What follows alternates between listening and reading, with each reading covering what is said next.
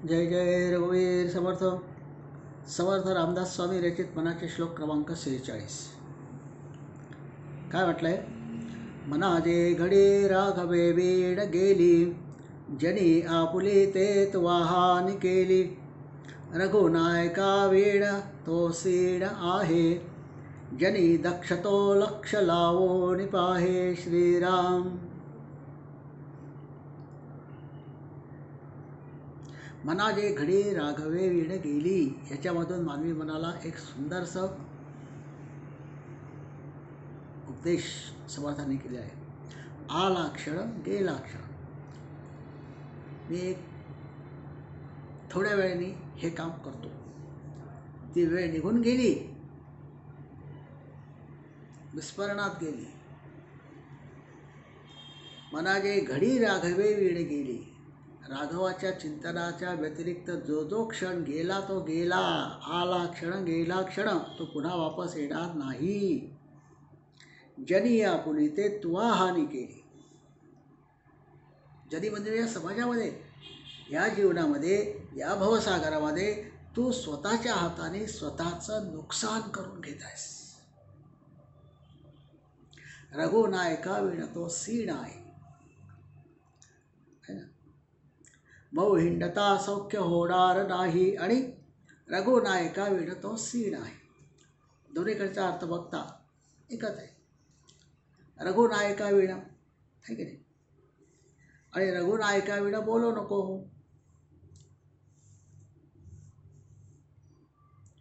रघुनायक म्हणजे रघुकुल वंशाचा प्रमुख प्रभू रामचंद्र आत्माराम. त्याच्या व्यतिरिक्त तू जे जे पण काही करशील ते सर्व केवळ व्यर्थ आहे. सीड आहे म्हणजे व्यर्थ आहे, शरीराला थकवा आणणारे आहे, तुझ्या मनाला थकवा आणणारे आहे. अनेक प्रकारचे कर्मकलाप करून मनुष्य रात्री आडवा पडतो बिछाण्यावरती झोपण्यासाठी. तेव्हा उद्या काय करायचं आहे, अरे पण आज काय करायचं राहून गेलं, ते मला उद्या करायला हवं. मग कल करे सो आज, आज करे सो अब. आणि म्हणून या ठिकाणी काळ, वेळ, प्रत्येक क्षण हा पुढे पुढे सरकत आहे. प्रत्येक क्षणाचं महत्त्व समजून घे, आणि त्या प्रत्येक क्षणाला चिंतनामध्ये रामाच्या गुंतवून ठेव. म्हणजे तो क्षण पुढे जाणार नाही असं नाही, तो मागे जाईल, पण त्याच्यामध्ये राम असेल. पुढे येणारा क्षण सुद्धा रामच असेल. पण काल माझी एक माळ घ्यायची राहून गेली, आज मी 2 माळा करतो, असं चालतं का? काल मी जेवलो नाही सकाळी म्हणून संध्याकाळी 4 पोळ्या खायला का? नाही करतात. सकाळच्या वेळेच्या जर माझ्या पोळ्या खायच्या शिल्लक असतील तर त्या सकाळच्या वेळेसच खाल्ल्या जातील ना.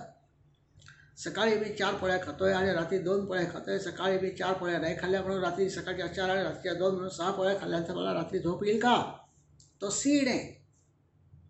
त्यामुळे जे कर्म जेव्हा ज्या वेळेला करायचं आहे तेव्हाच कर, आणि ते कर्म दुसरं तिसरं कुठलंही नसून रघुनायकाच्या चिंतनामध्ये, आत्मारामाच्या चिंतनामध्ये सतत त्याला गुंतवून ठेव. ज्यांनी दक्ष तो लक्ष लावून पाहे.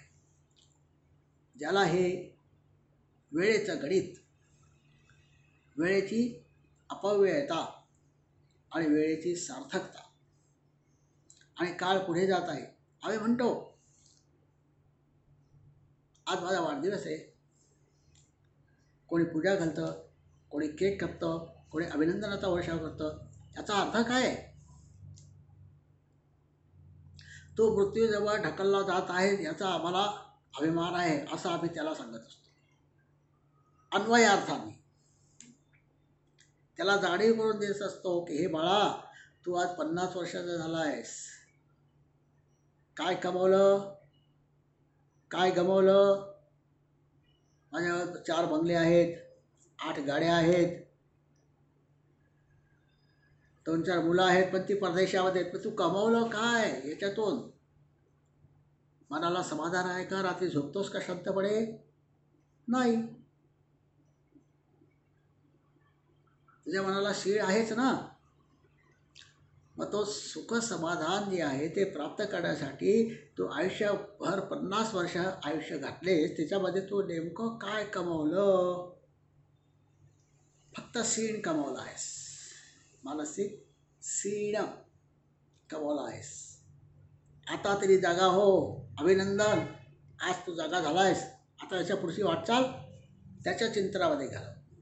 तू 60 वर्ष झालास, इथपर्यंत जागा नाही झालास, आता जागा हो, असं समाज त्याच्या वाढदिवसाचं अभिनंदन करीत असताना त्याला अन्वयार्थांनी हे सुचवत असतो की बाळा, आता या पुढचे उर्वरित आयुष्य इतरांच्या भानगडींकडे लक्ष न देता, इतरांच्या संसारामध्ये कलाकुसर किंवा काडी कचरा शोधत राहण्यापेक्षा आपल्या मनामध्ये भरलेला काडी कचराचा आहे तो बाहेर टाक. तिथे रामाचं नाव वसतिस्थान असू दे. मना सज्जना राघवी वस्ती कीजे. मागच्या 5 श्लोकांमधून 4था चरण असलेल्या श्लोकांमधून स्वतःने काय करायचं? ते वसतिस्थान त्या ठिकाणी करायचं आहे. आयुष्यभर तू अहंकार जपलास, प्रापंचिक जबाबदारी पार पाडलीस असं तुला वाटतंय, परंतु काय प्राप्त झालंय? मानसिक सीड. मी थकलो. येतं ना,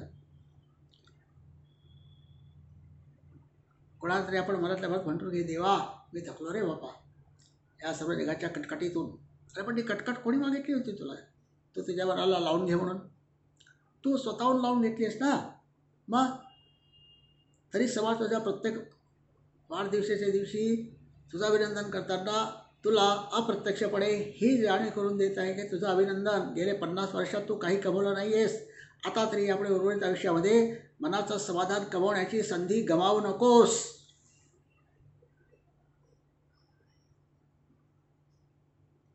जर समजा काही तू कमावलेला असेल मनाचं समाधान, तर त्याच्यामध्ये वृद्धी कर. म्हणून तुझं अभिनंदन हे काळाचं गणित आहे. आपण वाढदिवस साजरे करतो त्याचं मागचं अन्वयार्थांनी हे एक कारण आहे. म्हणून हे मानवी मना, तू हे नीट समजून घे. मना जे घडी राघवे वीण केली, जनी आपुली ते त्वा हानी केली. रघुनायका विण तो सीण आहे. नामस्मरणाशिवाय तुझं जीवन जर जगलाशील तर तो केवळ सीण आहे, म्हणजे मानसिक त्रास तू घेत आहेस. जनी दक्ष, तो लक्ष लावून पाहिजे. जो सावध आहे, दक्ष आहे आपल्या हितासाठी, आपल्या निजध्यासासाठी, मानवी जन्माच्या इतिकर्तव्यता मोक्ष प्राप्त करून घेणे हे हित साध्य करण्यासाठी जो दक्ष आहे तो लक्ष लावून पाहिजे. लक्ष, जसं अर्जुनाचं लक्ष चक्रव्यूहामध्ये फिरणाऱ्या माशाच्या डोळ्यावर होतं, ते लक्ष लावून पाहिजे. तिथे लक्ष आहे त्याचं. जरी हा देह इथं असला, प्रपंचामध्ये दिसत असला, तरी लक्ष अंतरामध्ये कुठं आहे? तिथं आहे. म्हणून हे मना समोर आलेल्या काळाला नीट ओळखून, जो तुझ्या हातामध्ये नाही आहे तो निघून गेलेला आहे. आता जो पुढचा काळ तुझ्या हातामध्ये राहिलेला आहे तो दक्षपणे, सावधपणे त्याला सामोरं जा आणि त्या ठिकाणून तरी आता आपलं जीवन धन्य करून घेण्यासाठीचं साधन व्यवस्थित करून घे आणि आपल्या लक्ष्याकडे हळूहळू एक एक पाऊल उचलायला सुरुवात कर. जय जय रघुवीर समर्थ.